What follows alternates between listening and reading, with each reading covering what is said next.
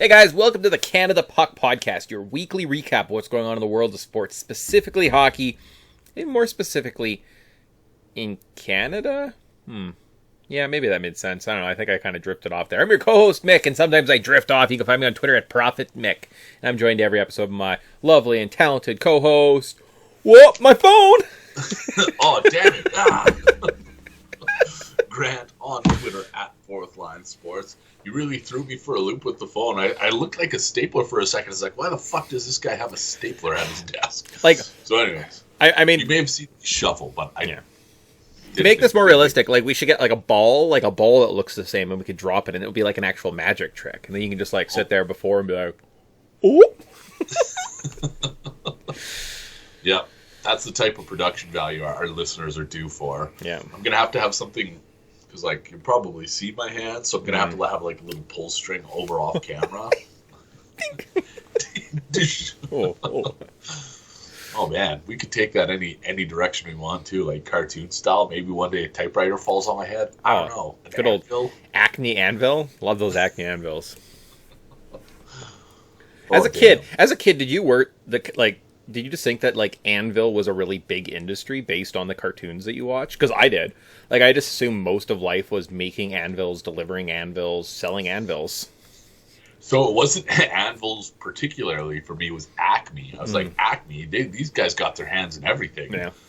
And then, lo and behold, my head was actually blown. I can't remember. This was fucking decades ago. Acme actually used to make zippers. And I was in a sleeping bag one day that had an Acme zipper. And I was like, oh my god, they do exist. If you opened it up, does it talk? Hey, Grant, what's going on? Oh, it might have been the mental illness kicking in, but yeah, it did make a funny noise. Silly things happen in the woods. Just like silly things happen. The world of hockey, guys. We're back. Week 3? Kind of 2 full weeks and a bit in the books. We're getting a sample size. Like, we can almost make conclusions. Overreactions. A couple weeks ago, I said we weren't going to overreact to anything. We were just going to do a preview. We kind of did like a temperature check last week. Can we overreact this week? Maybe. After 2 weeks of a hockey season, can we start reacting to people's starts? I think maybe the universe wanted us to overreact. The way this season's going, they're like, you guys didn't overreact enough, so we're going to prove our point until you do overreact. Okay. So at the risk of watching things go even further south, today's the overreaction show. Awesome. Well, if this is your first show, welcome. We're going to run through headlines. We're just going to touch on each of the Canadian teams at the top. We're going to have some gambling advice. We're going to look at some boobs. I don't know. Maybe we play something afterwards. Oh, we'll probably play Puck Doku at some point. So it's pretty exciting. I got to open that one up. Yeah. I have been digging this Puck Doku thing. Oh, it's just, it's delightful. It's one of the best parts of my day. Like, I try and hold off until my coffee break. Some days it's like, no, first thing, wake up, and I'm like, ooh, Puck Doku. Ooh, this is a good one today. Look at that. We've got the Leafs, Jets, Caps. 5+ teams played for. Oh, no. Oh, man. And you know what? You know what part hurts most? I don't think Jaromir Jagr played on any of these teams. And normally he's like the default, because that guy's played for like 10 teams. Everybody. What's the other one that pops up weird that I'm always like, oh, Kovalchuk. Kovalchuk played for, like, the Canadians for, like, 20 games? I got him earlier in the week. It wasn't Puck Doku. Not that we have any sponsorship allegiances anywhere, but it was on Immaculate Grid. And it was Kings, or maybe it was Devils Canadians. Maybe that's what it was. And I was like, Kovalchuk is the perfect guy for this box. I think it was a 2% or 2. I've been really aiming for the low scores these days. Like, that's the new goal. Yeah. Comfortable navigating it now. Now it's just a matter of, like, how low can I go? Nice. Solid. 1, 2, 3, 4. Uh-oh. Can we get a fifth one in there? 1, 2, 3, 4. I want to take a shot. Do we think Luke Schenn has played for 5 teams? Coyotes, Lightning, Leafs, Canucks. Kings? I don't know if it was the Kings, but I know it's the Predators. So Luke Schenn, I think, could be our Leafs pick right now. We happy with that? Yeah, let's do it. All right. Boom, 4%. I like it. Yeah. Damn. That's good. All right. Let's talk about a team, and then we'll come back. Now that's on the brain. Play a little Puck Doku. What I do. Grant doesn't have any say. I'm running the mic. or the mouse at least. We're going to go reverse order the standings. Pull up the standings, go to the bottom, start scrolling up, and then make fun of Canadian teams as they appear. So, 31st in the league. If it was a 30-team league, this team would be relegated. So, that's something you get to think about. Edmonton Oilers, they're 1-5 and 1. Yeah. Minus 13 goal differential? This is exactly the type of overreaction I was hoping for, because I've had enough of this. Connor McDavid, have you been following along closely? Yeah, kind of tertiarily. I hear the haters hate. Okay, so Connor McDavid went down with an injury last week. Oilers pooped themselves. They lose in overtime to the Jets. Connor McDavid doesn't play basically the last half of the third, maybe last like 5-7 minutes of the third, and then obviously misses overtime. They blow it. Big deal. Fuck, let's move on. Nashville, they're up 3-2. They held the lead, I think, on 3 occasions. They scored first, and then they kept giving up the lead. They were heading into the third with a 3-2 lead. They ended up losing 7-4. And in my mind, I was like, this is analogous to exactly what the Oilers' issues have been for the last 3 years. They're giving up leads, they're not playing strong defensively, and goaltending is constantly letting them down. And that game was the Oilers' woes in a nutshell. So I just tuned out. I was like, you know what? I just fucking need some space from this team because I can't handle how fucking poorly this is. And I'm going to circle back to last week because I said it then and I'm going to say it even louder this time. It feels like Jay Woodcroft is actually losing this locker room. They're not playing. They're not getting any consistency. They're getting outplayed. Goaltending is an issue. If it's not Woodcroft, I think the Oilers seriously need to reevaluate their goaltending coach, because if there's been one common thread through this, and that is if they haven't changed their goaltending coach from, let's say, Cam Talbot to Stuart Skinner, this fucking problem should have been solved already. Yeah, no, that's fair. Bad showing. Is this just regression to the mean from last season where this offense was clipping on all cylinders? They had 4 or 5 players put up massive 80-plus point seasons, the offensive juggernauts, and it's just not a sustainable system in today's NHL? Or is it so system-based that they, or chemistry-based that they kind of have to kind of work on that, kind of get back to that point? McDavid's health? What other excuse are we looking for? Is it just early season woes? And I mean, it's November or it's October hockey. I don't know if championships are won in October. Or are we just still in that mindset? Because the Leafs have had shit starts the last couple years. They come back in November, prove it wrong. So this is definitely one of those. There is a warning meter, a panic meter that we need to dust off, get ready. I don't know if I'm ready to hit the panic button yet in Edmonton. There's still time to turn it around, to change things. Even based on their schedule, are they playing a higher quality of opponent right now? Or is it, because it doesn't sound like it, like Nashville, Winnipeg, these St. Louis, I don't know if these are the teams that are lighting the world on fire, right? Yeah, these are not teams that they should be losing to, especially most of their games started on home ice. I can't remember what the splits were off the top of my head, but most of their games were on home ice to start the year. And you're 1-5-1, you're behind the 8 ball. I think it is time to press the panic button. I think it's time to reevaluate. Connor McDavid and Leon Draisaitl have, 2 and 3 years left on their contract, something like that, respectively. Yeah, 1 and 2 years. I just had to pull it up, actually. That's according to FanDuel Cap Friendly after this. 3+ years, or 3 years for McDavid, 2 for Draisaitl, including this one. If this is the best you can muster, there's no chance. I know that hockey players are blindly loyal to their own fault, but at the same time, you're going to have to recognize, or Draisaitl and McDavid are going to eventually recognize, it's just not working here. And you want to know something? Edmonton's not a fucking glamorous place to live, Mick. I don't think people are like, let's go live in the most northern community the NHL has to offer, where they can't even use their own transit system because of drugs and violence. That's fucking Gotham City of the NHL. And these guys aren't Batmen.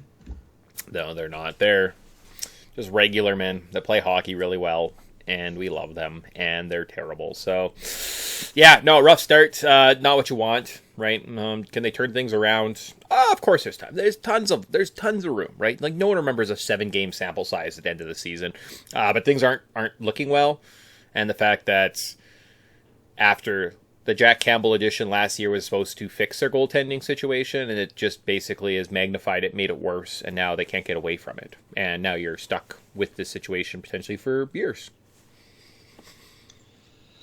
Yeah, so we'll see. I know that a lot was made of the off season of not doing anything because they believed in what they had. It's time to stop believing, and it's time to start thinking. Like I said, maybe it's not a personnel issue. Maybe Stuart Skinner is getting just the worst advice from an unqualified goaltending coach because Edmonton blew their budget on, I don't even know. I don't know what Edmonton has to offer these days.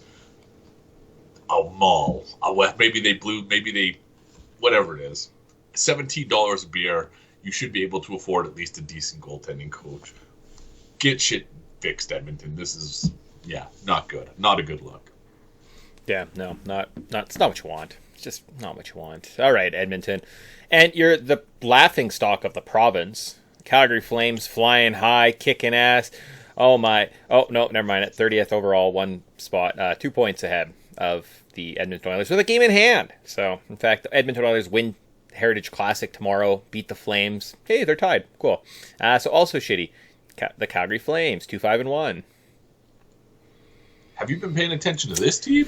I only see that Nikita Zadorov has quoted that they suck and they're terrible. And he started maybe 2-3 games ago. Something about how there's nothing but individual performances. They really got to fix that. Bush League team. And they followed it up by a bunch of individual performances and falling apart in the next game. And then I think they lost to St. Louis, who I don't know if we should brag about losing to St. Louis at this point in the season. I don't think they're very good, so... St. Louis is god-awful, but somehow, the Flames were worse. Now, that game stung a little bit because I was on the Flames side on that one. I was like, they're not as bad as they've shown, but yes, they actually are. They're worse than they've shown. Mm-hmm. One thing that came up, and I wasn't watching this game, I was just following along on the radio because I was out doing some Halloween goofy shit. Okay. But everybody said, Jonathan Huberdeau was never going to work out under Daryl Sutter. It was just time to move on. You're right. It was time to move on. But that also means it's time to progress, which hasn't been the case for Huberdeau. In that St. Louis game, he was benched for, it felt like, the entire second period. I don't know if that's true or not. I didn't look into it afterwards. And then when he re-emerged in the third period, he was playing on a line with, was it Frankie Cardaro? I don't even know who the fuck this guy is.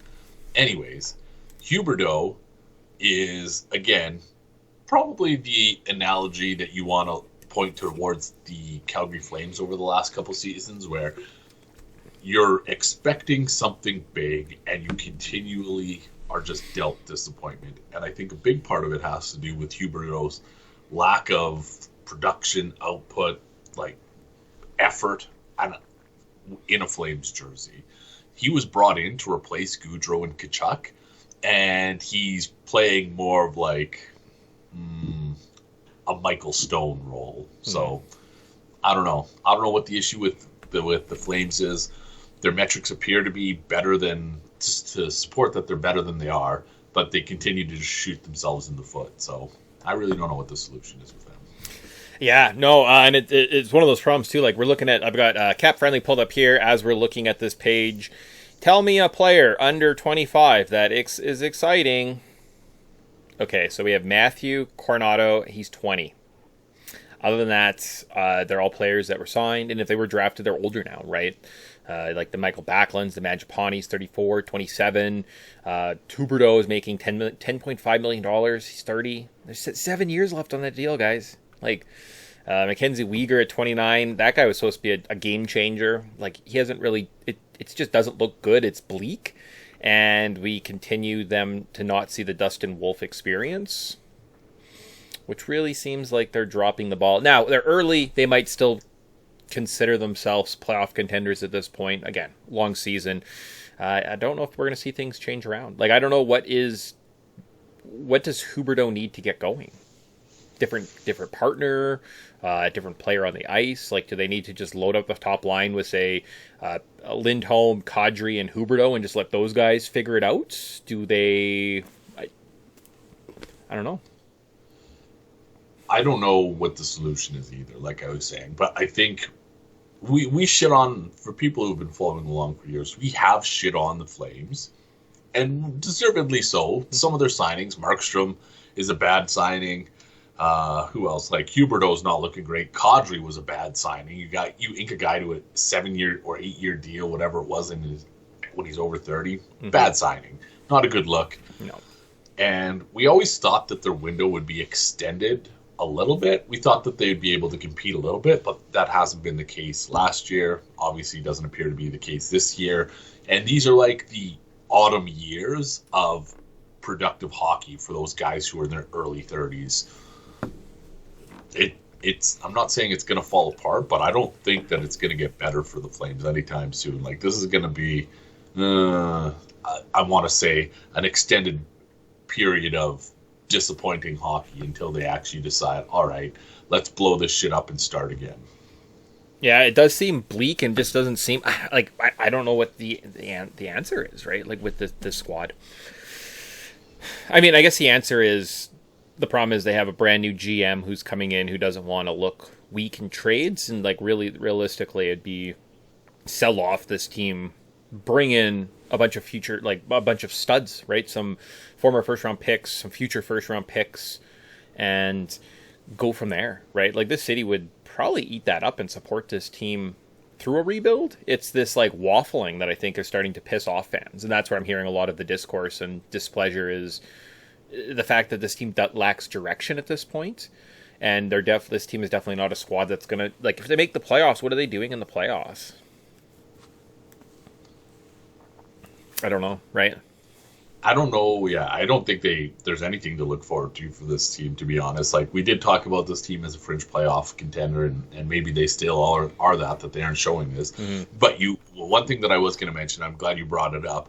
This team would be dealing from a position of weakness and moving any of these players, and like, you're not going to get the return that you're hoping for a guy like you. And as a new GM, I don't know how you make these moves, right? Like, I don't know how you make that your kind of your first play. Just let them all walk in free agency. It's fine. That's kind of the Calgary way. If we move up the standings, when do you think we get to the next team? No, sorry. Do you have another point? Okay, all right. You said that the city would support this team through a rebuild. No, it wouldn't. This fucking city is the worst of Canadian fan bases. So they would like support them in a sense of like, oh, you guys are rebuilding? Okay, it'll be like 2-3 years. Okay, I'll check in then. Okay, peace out. Bye. Great. We're talking about like $14 tickets to get into the Saddle Dome. But anyways, we move on. There you go. So we have to keep scrolling up. When do you think we find the next team? Oh, a 22nd overall. Canada Puck's favorites, our baby boy. I think they had about 3 wins last time we talked to them, so they're 3-4. The Ottawa Senators, 6 points on the season. They've been on a 3-game losing streak, so I don't know if things have gone well in the last week for the Sens. In fact, they've gone really badly. I think they lost a game to Detroit while having... Oh, yeah, no, that was this time last week we were talking about them, and we're both a little stunned that Ottawa was as favored as they were over the Red Wings. And, of course, that precipitated this, 3-game slide that they're on now. So, one thing that I was disappointed with the Senators, they're not getting that type of production, like that type of meaningful production that I was expecting from them. More on that later.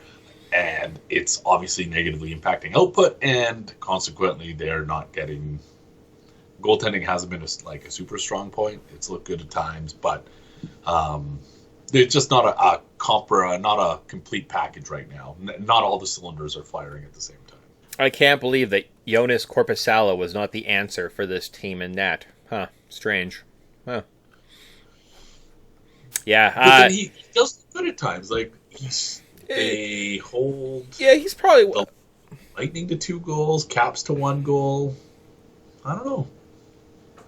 I would expect that from Korpisalo. Yeah, 100%. Out of 7 games, you're going to have 3 gems, 2 duds, and 2 games that could go 50-50. And I'd be like, That probably seems kind of like what I would expect from a player like that. So, rough week, though, for the Sens. The news that Shane Pinto was suspended half the season for some gambling allegations. I listened to a podcast on that this morning, so that doesn't sound you're missing a little bit of center depth there. They thought they had this kid coming in. He's not even signed, so they have to figure that out as well as his suspension. So that's just kind of holding back his development. That's going to help hold them back a little bit. They lost Chabot. He's out 4 to 6 weeks. Eric Brandstrom was dropped on his head and had to be helped off the ice, stretchered off the ice this week. So, and I believe Arten Zub also was hurt. So this defensive core that we were kind of about, we're like, there's pieces. It's basically Jacob Chikrin and Jake Sanderson. Sanderson 64. So we'll see if he can earn that money in the next little go round because the ice is his. I had no idea. Obviously, I haven't been paying close enough attention. I had no idea they were dealing with these injury woes. Oh, it is looking bad, right? So that's their 3 of their 4 top D men are sidelined for a little bit. The forwards are being suspended for allegations. I don't know if, like, the Strutzels, Kachucks, I kind of believe in. The rest of them, I don't know how those guys how we're faring. So yeah, it'll be an interesting little go here from the Senators. Rough start. Do they recover? Do they have enough runway? Like, is this what's your overreaction to the Senators? As of right now, they're like playing 500 hockey. It's not the end of the world. Could they turn things around? Absolutely, they could. Will this? The next stretch is going to be tough, and it's going to result in a hard March. They're going to be fighting, scrapping.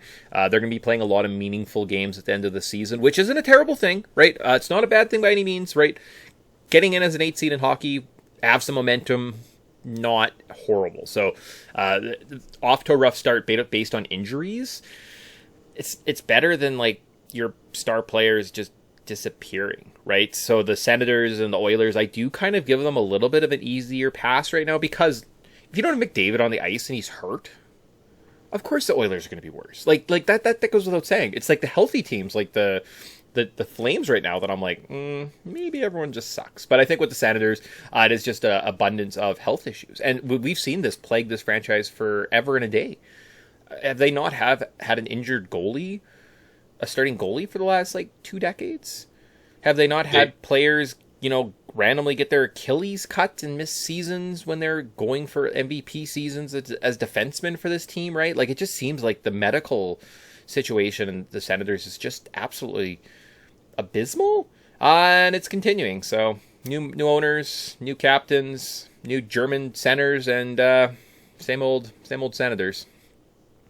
I don't know if we should shit on Pinto for gambling. Like, why wouldn't you play the edge? If I told you that the blackjack roulette or the roulette ball was going to land for sure on a high black number, you would bet every high black number there was. I don't get why we're shitting on people for playing their advantages. So I think what happened, so according to the story, was there was some suspicious activity on his account, and whatever legal gambling site he was using, apparently there was bets being made in Florida while he was in Ottawa playing a game. So either he was using a VPN or he had somebody proxy betting for him.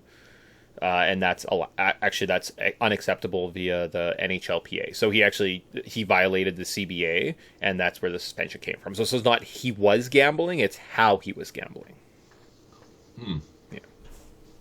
Okay. Well, maybe I'm not going to come in from a high and mighty position and say he's right for doing this or wrong for doing this. I don't know enough of the information, but I do think that people deserve. I think we're going to transition to baseball quickly here. Pete Rose should never have been suspended for life for betting on his own team. If he was swinging and missing, if he was intentionally throwing games, yeah, Pete Rose deserves to be shit on. But when you believe in your team and you think they're going to win, guess what? Bet your fucking salary. Who cares? I don't know why. I'm just struggling with the ethical considerations of saying this is a bad thing. Yeah. But like I said, in Pinto's case, if it's a matter of suspicious activity, fine, I get it. Maybe I should look into it. Yeah, and that's basically all it was. It was just he wasn't where the gambling site said he was.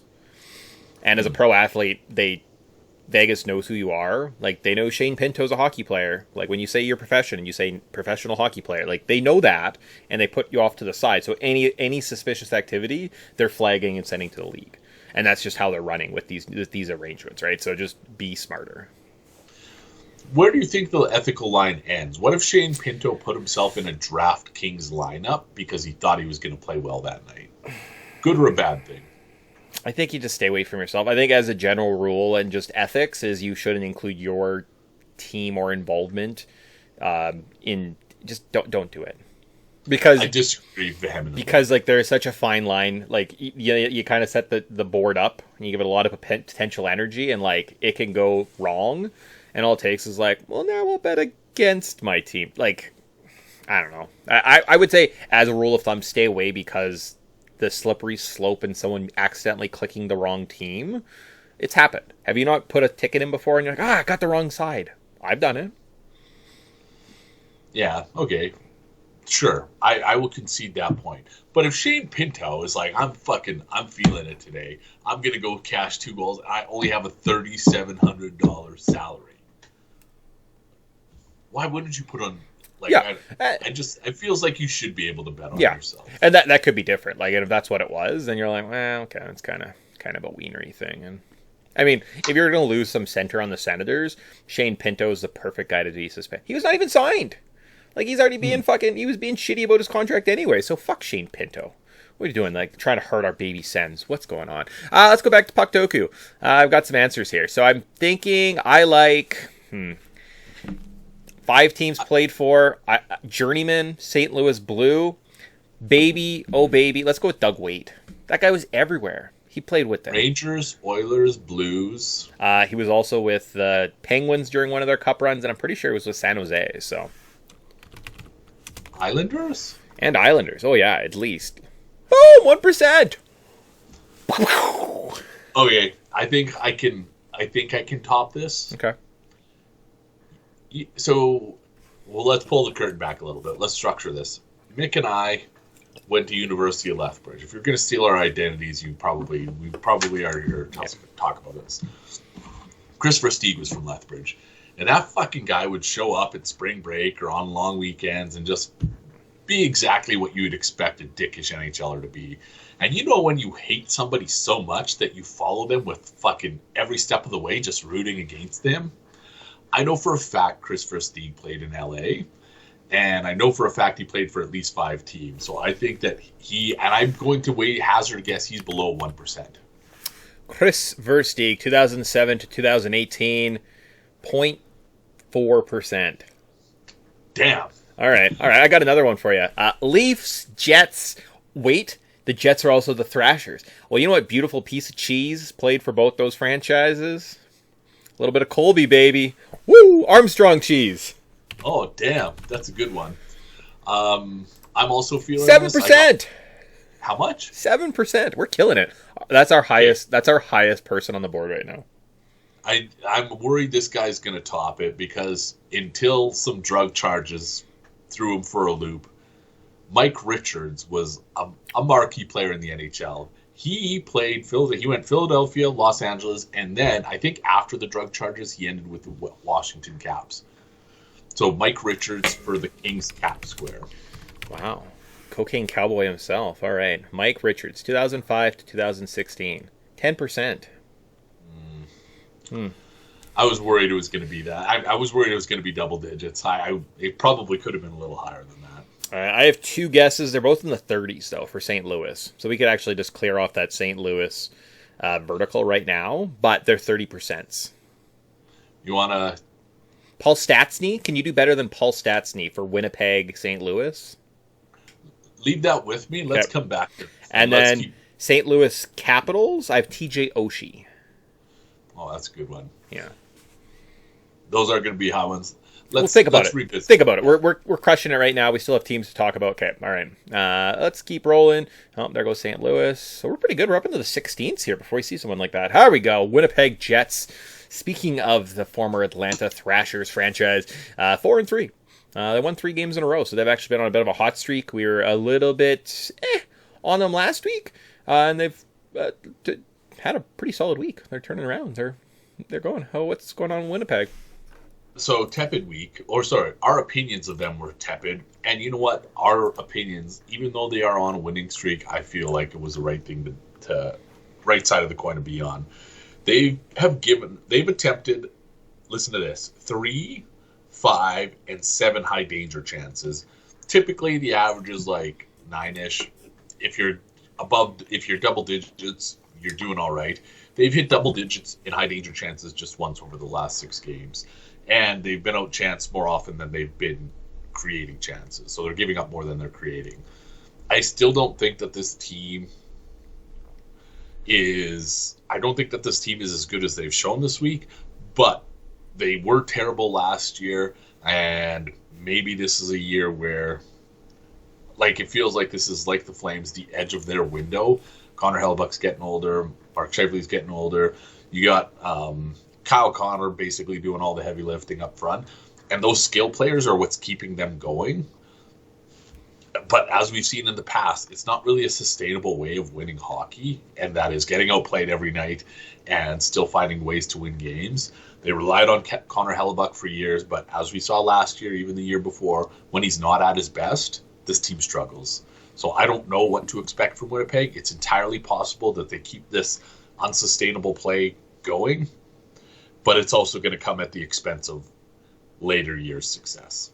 Okay. Yeah, now there are some younger guys. We're looking at the lineup. They've got Morgan Barron, Rasmus Kapari, Cole Perfetti, David Gustafsson. Yeah, those names don't do much for you, but there are at least some young forwards in this group. Unlike their Calgary counterparts, they're okay. Like, they don't have a lot of like deals that are going to hamstring this franchise going forward. They're playing competent hockey. Are they middle of the pack? Sure. Are they going to fight for a playoff spot? Probably. Great, cool. Are they going to have ups and downs? Yeah. But they'll go kind of based on, like they're big guns, right? They're going to be very top heavy based on the forwards and goalie play that they get from Hellebuck. So. Yes, without question, the future is brighter for the Jets than it is the Flames. But at the same time, like handcuffing yourself to aging assets at $16 million a season for 2 players that are in their mid to late 30s. I don't know, man. Doesn't seem like a recipe for long-term success to me. No, and it does seem like I don't know like how those things age, because have we been in this point of the salary cap before, where we're seeing kids who have played their whole lives in the current system? I think we're at like the end of it. So I guess I'm thinking the 04 lockout was a big deal, and then you get the Ovechkins and the Crosby. So that was kind of like that new wave of the hard salary cap in the NHL, and they're kind of at the teeter end. Like Ovechkin and Crosby are the two kind of probably oldest players in the league at this point. So we've seen players only ever be in the salary cap. And I think my point is, I think you just have to pay someone. So I don't know if we should get as hung up as we are. And I do the same thing. I'm like, Mark Scheifele at 31 making $8.5 million. Like, that's not going to age well. But as the cap hopefully grows and increases in the following years, like we see it is $8.5 million in 3 seasons. So all of a sudden, Scheifele has just kind of been inflated out of the way, and we kind of don't worry about him. But you need that leadership, you need those cores, and you need to pay players, right? So that's a valid point. But I also think that that's been the fallacy of some of these contracts over the last 3-4 years. And the biggest thing, and this opinion exists beyond the hockey world, is like, oh, it's going to get better. Things are going to improve. Mm-hmm. We're on the fucking brink of another world war. Like, at what point in our lives are things actually going to get better? It feels like we've just been in this shit spiral for really 3 years. Yeah. And, everything's going to be great in the spring. So I've been saying that for 3 years, and it's gotten progressively worse. So, and I guess as a Leafs fan, I have to obligate myself to say, like, I will not complain about any team's salary cap, because every team has bad contracts and they just kind of figure it out, and that's just hockey. So that's like me like doing my like due diligence as like a Leafs fan, just throwing that out there right off the start. More of like every team, there's bad deals all over the place. I wouldn't get too hung up on the numbers, right? No, they'll figure it out. There's talent and. Why would you tempt the universe like that? I was just trying to reverse jinx us, and you're like, no, everything is going to be fine. Oh, no. Like, everyone's just going to be screwed. That's the point. Like, I watched a Buffalo Sabres game. I think I've watched something like 3 Leaf games this year and 2 Buffalo Sabres games. I don't know what's going on. But I'm very curious about the $20 million they've got on the back end with Owen Powers and Rasmus Dahlin. To be honest with you, I don't know if they're that special. Yeah, they have some great skills. Oh, man. Dahlin had a slap shot last night. Man, that was an absolute just rocket. I get that. He has one really elite skill.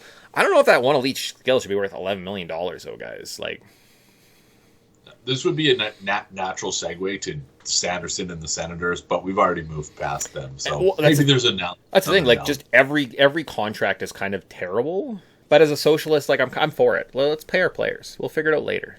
You know what? You know who probably could make less money? The billionaire owners, instead of, how about the millionaire players that, like, break their bodies playing. If only there was a system where, like, we could take from the top and give more to the bottom. Huh. Okay, cool. Oh, look at that. 14th from the top. One above them at 9 points. 4-2-1. They're playing pretty good hockey, guys. We're on a 1-game win streak. The Montreal Canadiens. La Belle Provence. What's going on with the Abs? I haven't been paying super close attention to this team to start the season. But to me, when I looked at their metrics, I was thinking, this probably is the Martin St. Louis effect, where Martin St. Louis is just getting the most out of his, like, offensive skilled players. Cole Caulfield, Kurt Suzuki. I don't have any, like, data to back that up, but when I see that this team is putting up the offensive metrics that they are, they've scored 4, 2, 3, 3. I guess that's not a good example. Let's go back to the chances here.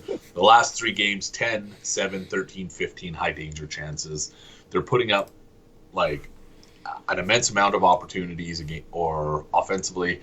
And when you have skilled players like Caulfield and Suzuki's and whoever else they have running their offense, those points are gonna come more naturally when you have more opportunities to wield. So I think that, yeah, Martin St. Louis probably is the big reason why this team's succeeding early this year. Yeah. I mean, it can't be roster construction. And it can't be the actual players on the ice. Because, they're okay. I don't know if they are, like, players that should blow you away. I don't know. Like, I'm just very tepid. I'm actually surprised to see Montreal as high as they are. They're young. They've got lots of legs. They can go. Player claimed. I have really nothing to say about Montreal. Again, I haven't thought about them or looked at them or... Cool.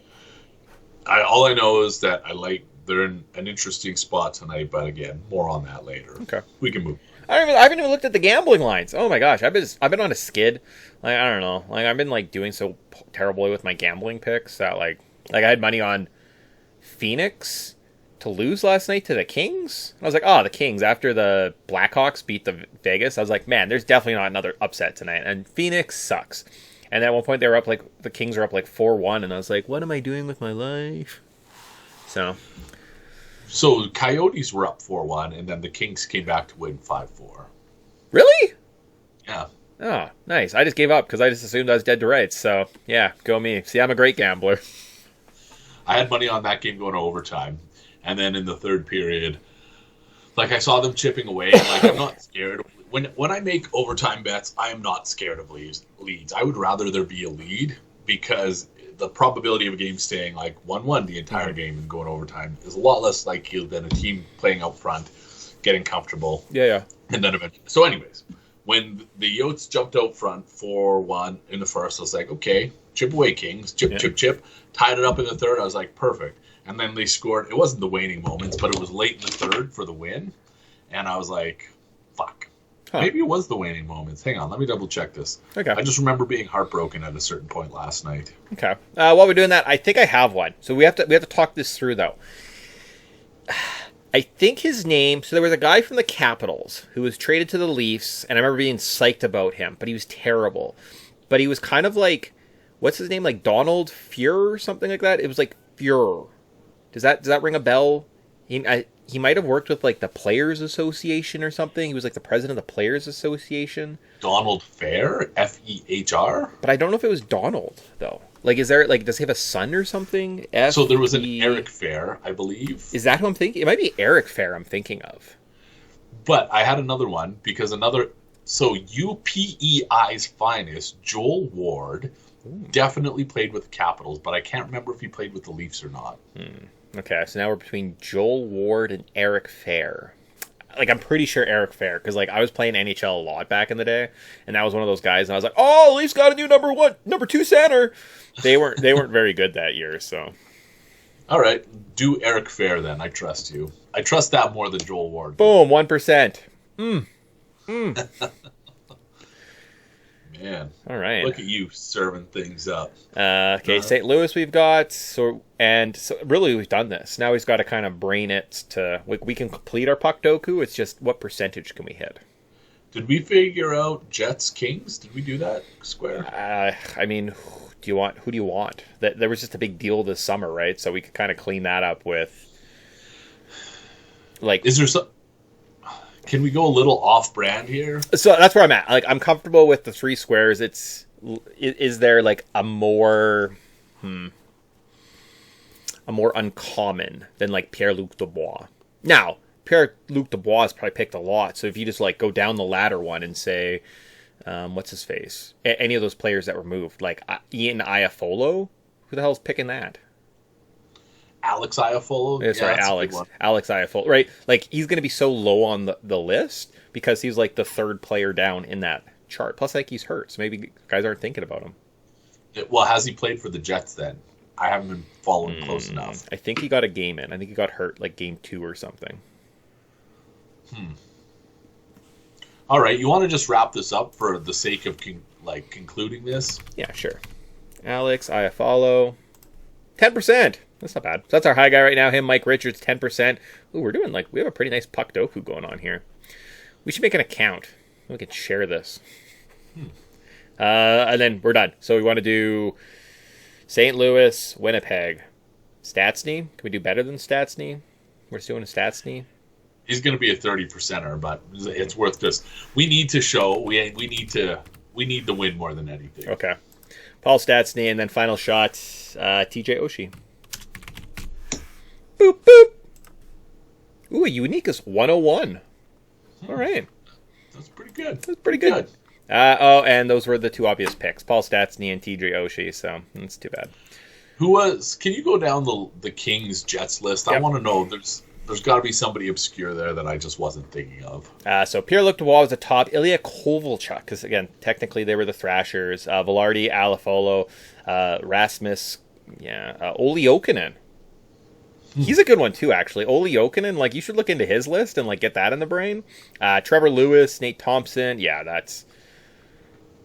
I think Olli Jokinen, that's one we should probably look into more.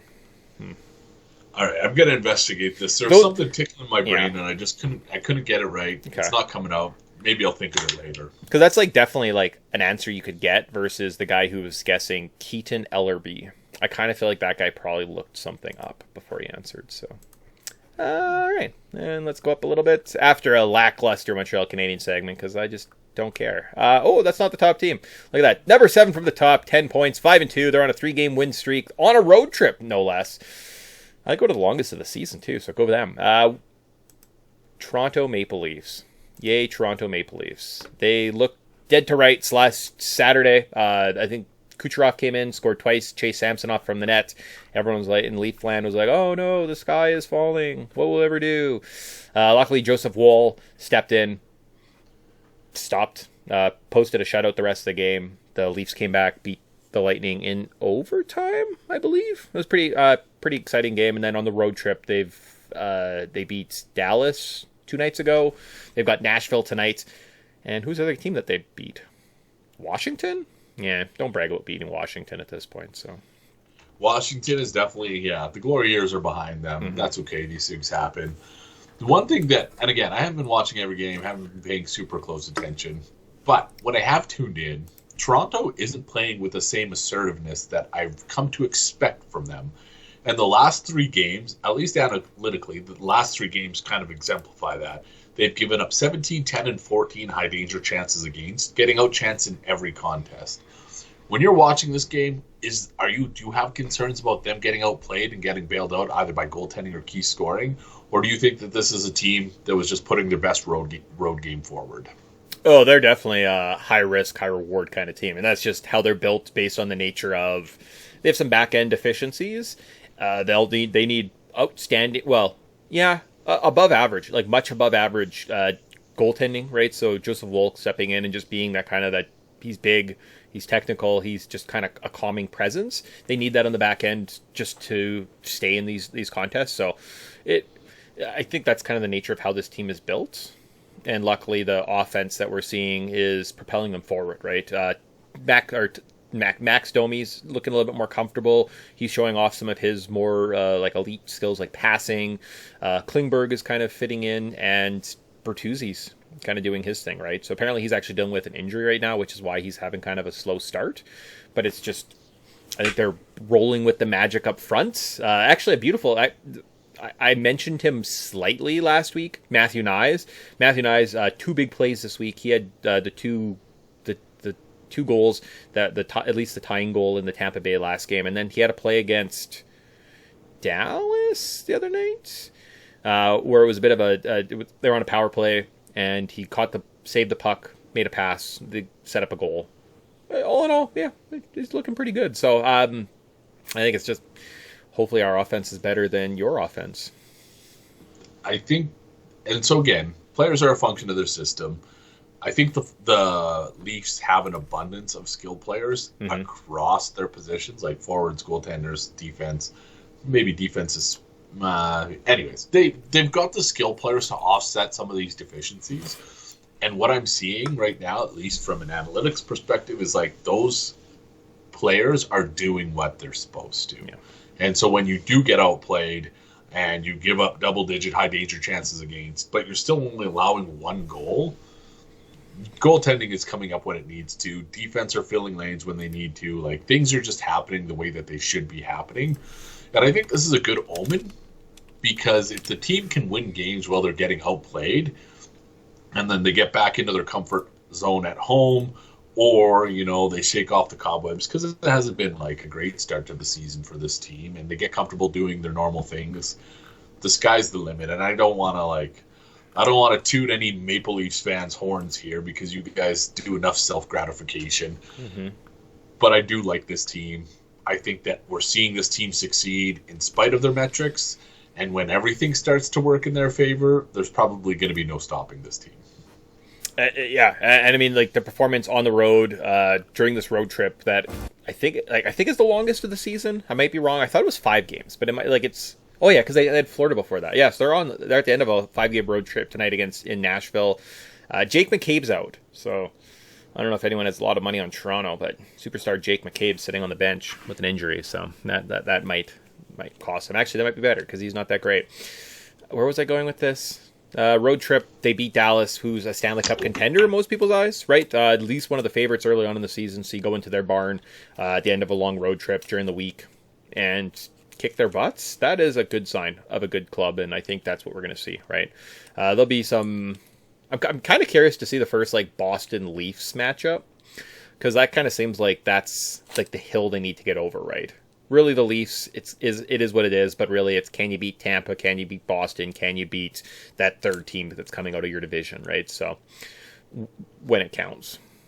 I was going to say, we have to qualify this when it counts. Yeah.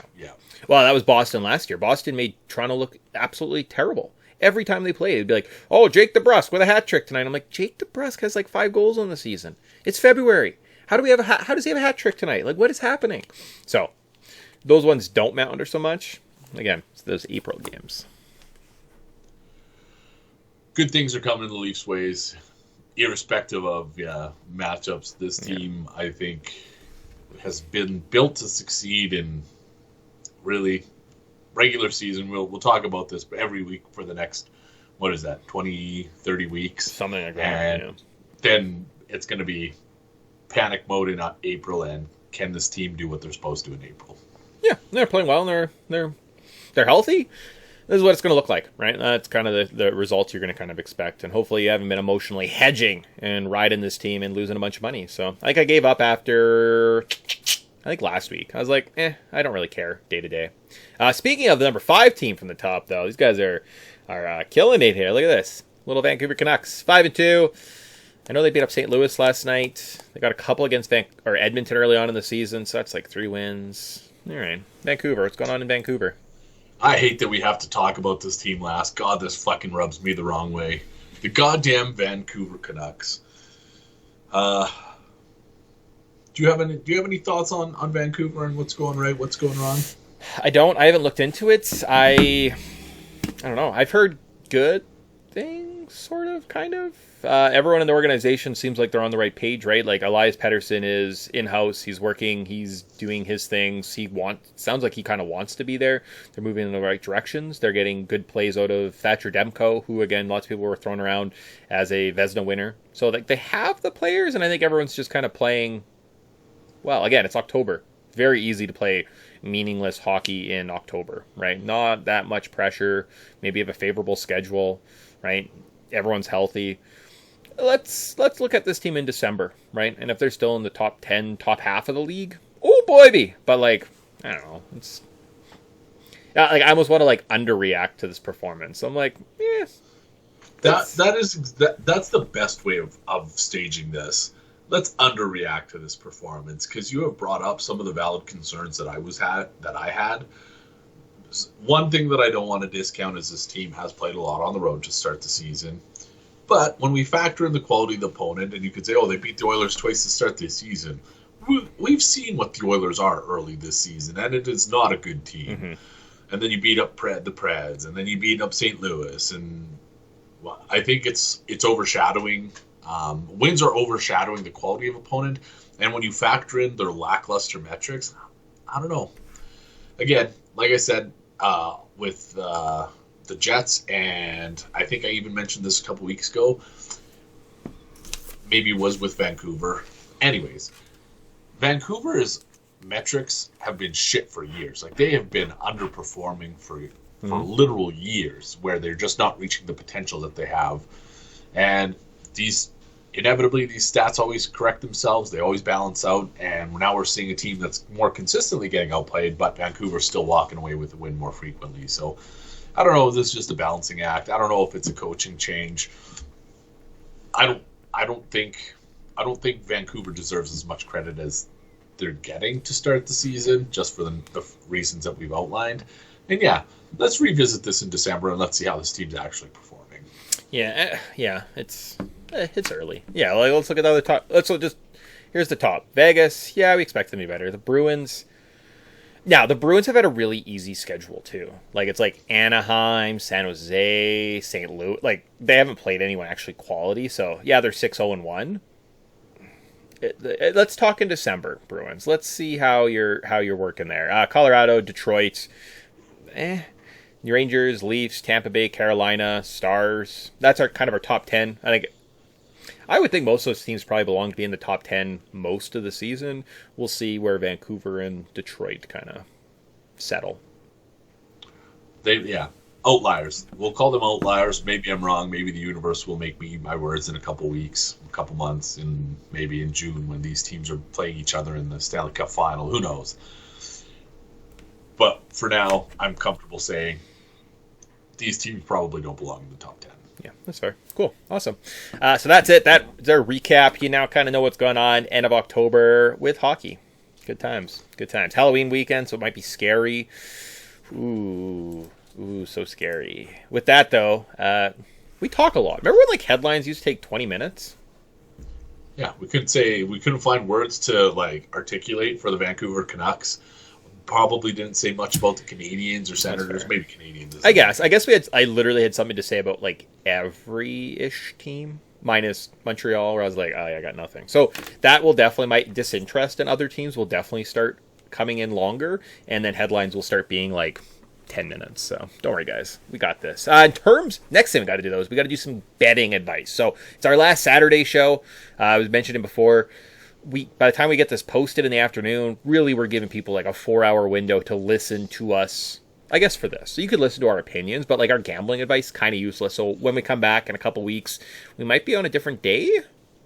Maybe we might have shorter shows throughout the week. I'm not entirely sure what it's going to look like, but I know this might be our last Saturday morning betting show for a while. So hopefully have some good ones. Hopefully. And this is obviously Bettor Advice, a segment where we take 100 theoretical dollars and turn it into as much money as we can. Mick, how did you do last week? I went 0-4. Ducks, Panthers. Who screwed that up? I feel like Vancouver beat Florida. Who saw that coming? Tampa Bay lost, although they looked pretty, like, up until the third period where Matthew Nyes had those 2 goals. They were winning that one, so I was looking pretty good. And then Canes, Oilers. I think I went 0-4 on that one as well. So Oilers screwed it up to the Jets, and then the Canes lost to someone like Seattle. I was like, oh, okay. Huh, cool.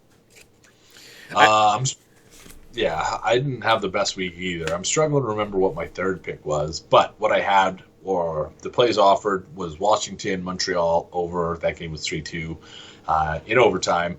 Then I went overtime in Blue Jackets Wild, which was my saving grace. That was the only thing that kept me going. Oh, maybe it was Penguins. Maybe Penguins was my third pick. Anyways, wasn't meant to be. I came out a little bit ahead by virtue of the overtime wager. So I think I'm up to about $220 on the year, which is, all things considered, good enough. But hopefully trying to turn that into a little bit more today. So as usual, I've got my standard 3+1 picks. How many you got? You always do that. Why wouldn't I copy you? Why am I trying to be the foil, the sandpaper? I'm just going to go with it. I'm going to be the lube. So I'm going to be your Astroglide, Grant, and I'm going to follow your lead. All these years, we've been trying to force things with Metamucil and Puck Doku. Lube would fucking come so much more naturally. All right. Well, here's the spit I deserve. Starting off with a plus money total pick. Ottawa, as mentioned, is playing the Pittsburgh Penguins tonight. When I first looked at this game, I was like, there's probably going to be a whole bunch of goals scored. And then I looked at the total, and it was 6.5, and it was bought up to like -140. I was like, that's stupid. We're saying that without certainty, there's going to be at least 7 goals. And then, as mentioned, the Senators' offensive metrics haven't been as great. They've actually hit 7 or fewer high danger chances in 5 of their 7 games this year. Okay. And they've also been playing with a lot of defensive integrity, limiting team opponents to 9 or fewer in 5 of 7 as well. Korpisalo, hot and cold. Mick talked about it. He's not that he's coming off a cold performance, but I would say that the line of best fit is trending upwards for him. He's coming off a couple of solid performances. So I am saying that this game is staying under. And also, the Pens don't want to they have an old team. They do not want to get into a run and gun with anybody. Their intention now is to slow things down and systematically beat you. So I'm fighting my instincts a little bit, but the price was just too much to pass up. Under 6.5 plus 116, $30 to win $34.80. Okay, nice. Yeah, I like that.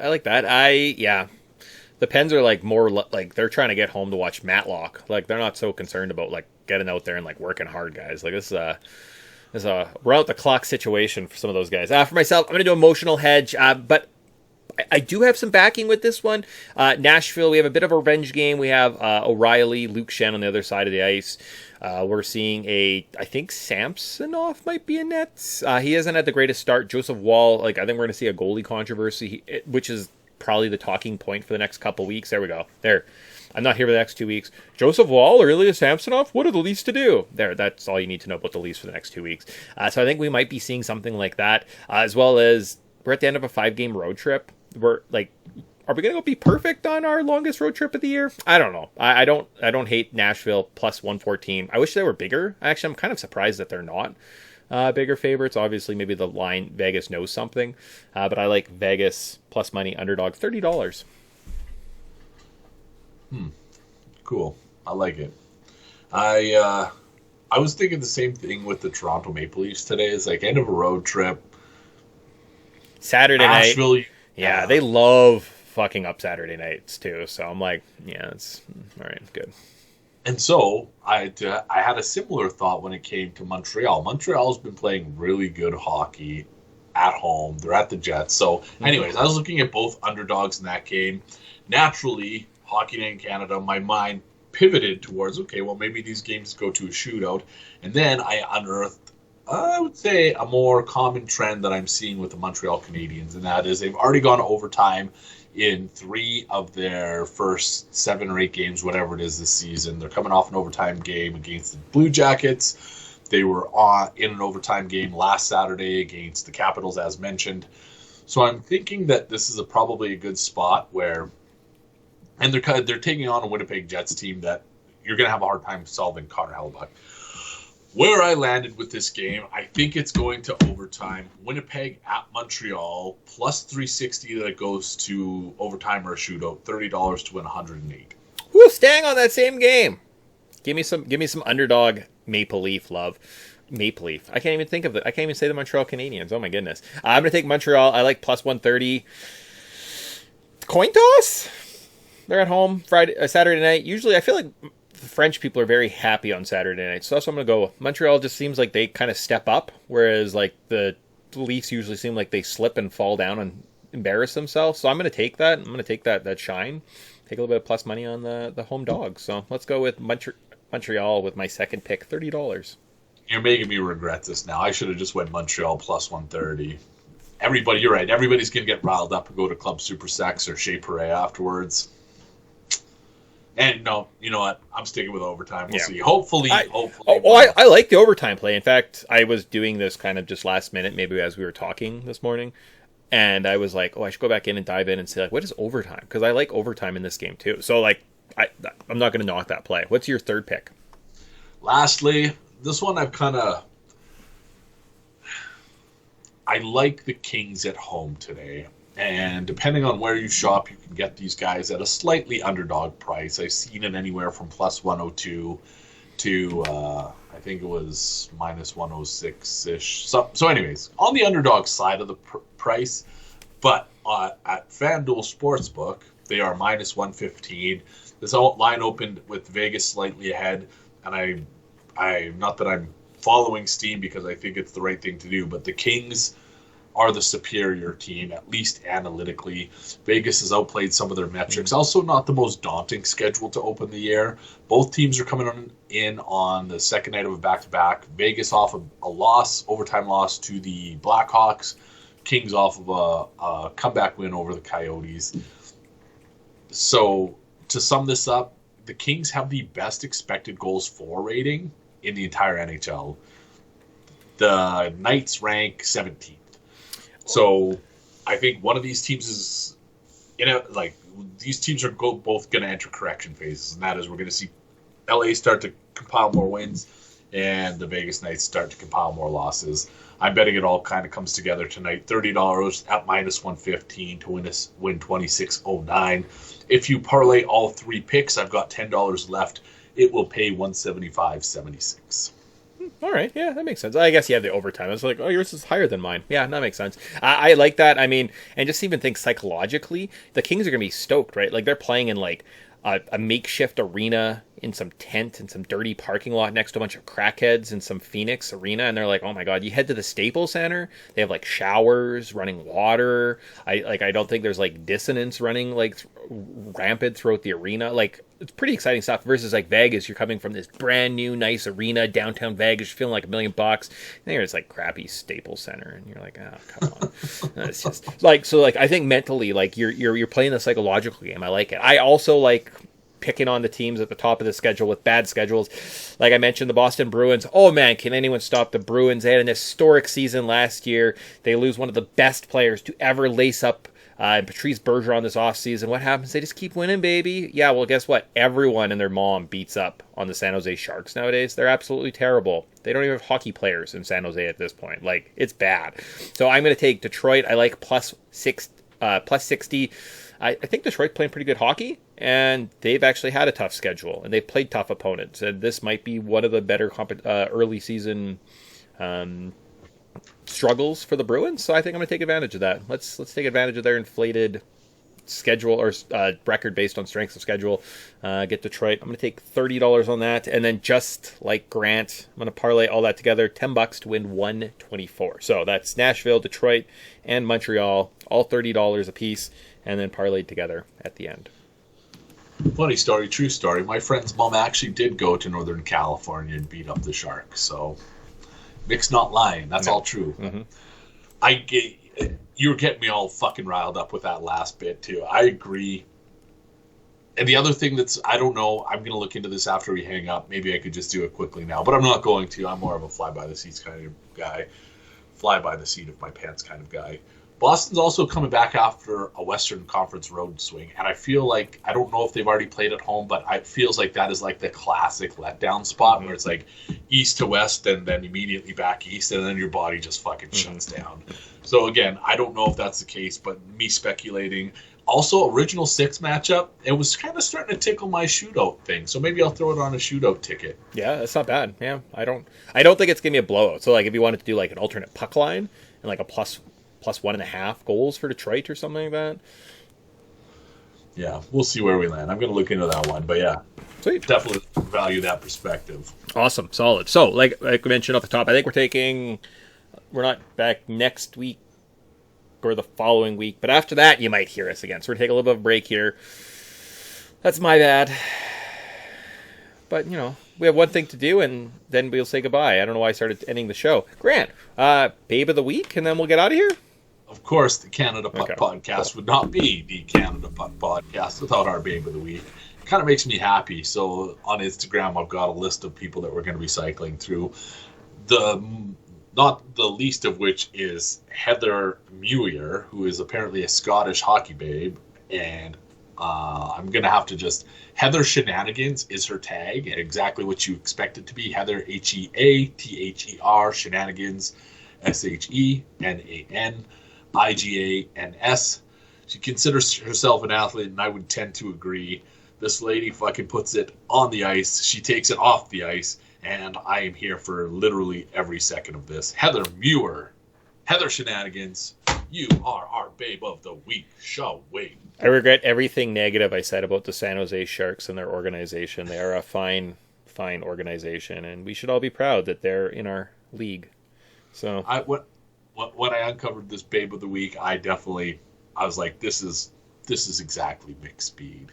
Yeah, and she's all skanky in her underwear on tires. Man, I love crawling around tires in my underwear.